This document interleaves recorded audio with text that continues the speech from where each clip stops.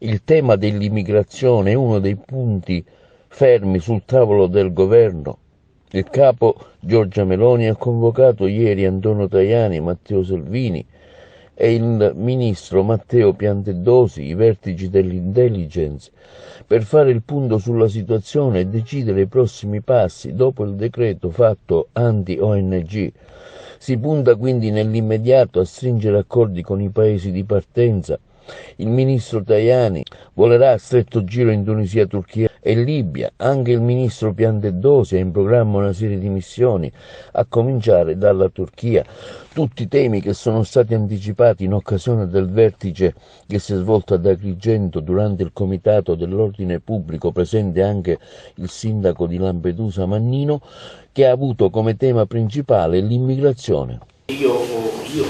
Il governo, supportato dal coordinamento del Presidente del Consiglio, anzi del Ministro degli Esteri, ho avviato da tempo in queste prime settimane dei rapporti per il momento telefonici molto proficui, diciamo con tutti gli interlocutori possibili a secondo dei vari corridoi. Quindi andrò il 16 in Turchia, parlerò un primo rapporto di inizio, auspico di proficua collaborazione e confronto con la Turchia il 16, giusto? Adesso il 16 gennaio.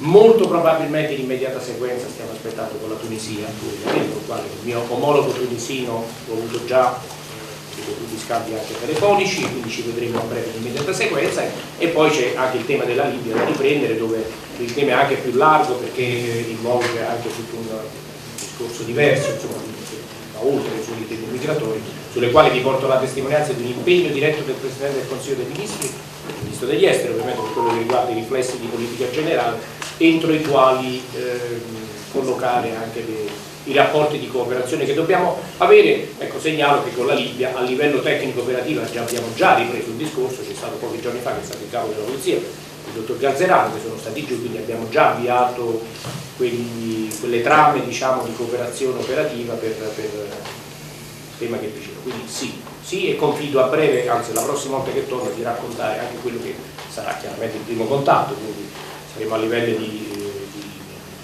traccia di prospettive di collaborazione che spero poi possa portare risultati. Grazie.